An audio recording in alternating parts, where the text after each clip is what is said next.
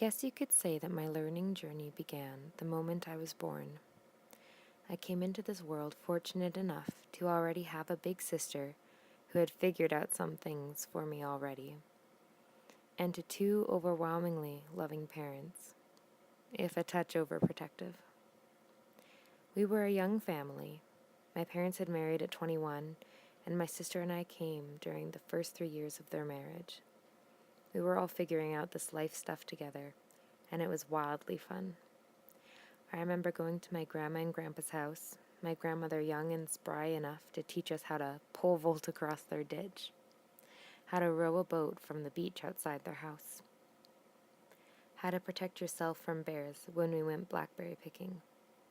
To this day I can remember the taste of the berries, a stolen handful from the pail, the berries sticky and warm from the sun. I was the luckiest kid. The first experience I had with school was through my sister. I would stay at home with my mother and the daycare that she ran, while my sister got to go to kindergarten. I remember her coming home and telling me about the water tables she'd played with, the special calendar and weather chart. I remember her backpack and the matching lunch kit. Oh, and that creeping, burning jealousy that came with it. I couldn't wait for it to be my turn. I would take radio antennae and play teacher with the daycare kids, because clearly pointing was 80% of the job. Pointing at things and apparently reading books upside down. I was ready to learn how to read, and I was eager to become one of the big kids. In grade 1, I was still figuring things out, like how to ask someone to play with you, how to talk to more than one person at a time. Daycare was one thing. Those were the little kids. My peers were a whole other story. They seemed to have everything figured out. They had cool, sparkly pencils. They weren't afraid to play Bloody Mary in the bathrooms with our big buddy class. They had moms who were dental hygienists, which, for some reason in 1996, was really, really cool. It didn't bother me, though. I had the most exciting person in the world to play with at recess, my big sister. At recess and lunch, we would meet outside, and after a few groans from her friends about how her baby sister always had to tag along, we would run wild. We played stormtroopers in the forest and spies on the playground. Sometimes we would be mountain hikers, perilously walking along the edge of a cliff, these blue rails. One day, during a particularly difficult trek on the mountain, someone had left an open chocolate milk on the platform. We all looked at each other and debated about what to do. Clearly, the obstacle had to be dealt with. Chocolate milk was no small deal. After careful deliberation, it was decided that we would all jump over the milk and onto the ground. I watched as each kid took their turn, but for some reason, I just couldn't do it. I wondered what would happen if it fell over. No one was nearby. It didn't seem like it belonged to anyone.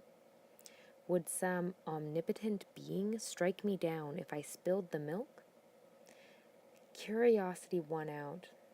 With one carefully placed foot, I tipped the milk. It fell to the ground, and the world stopped. My sister and her friends turned and stared. I stared back. 1 moment passed, nothing happened. 2 moments passed, nothing. And then, "That's my chocolate milk!" A giant came running towards me. I could feel the thumping of her shoes hitting the pavement as though they were the beating of my heart.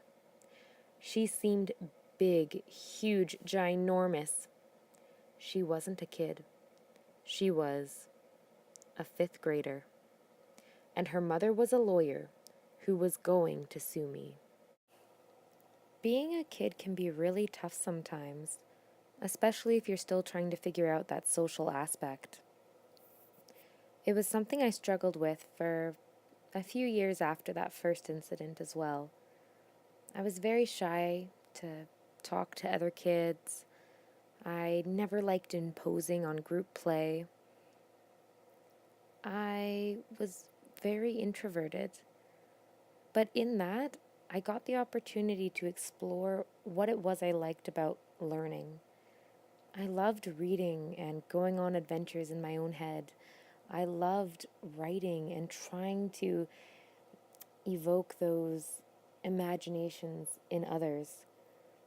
I remember in grade 2, I had one substitute teacher that came in and took note of one of my little journal stories. I got an extra sticker and she asked me about it. She took the time to actually ask me about the silly little story I was writing. I couldn't tell you now what the story was about, but I remember after that moment feeling empowered, like I was a writer and I had something special to give to the world. It wasn't until grade 5 that I started feeling comfortable making friends and joining in groups. And that's because I had a teacher in grade 4. Her name was Miss Kangieser, and she took the time to get to know all of her students. And at the end of the year, she came with a huge bin of books. She'd picked out a book for each student based on their interest or something she knew was troubling them. And as she handed them out, she told us what she thought we would be when we grew up.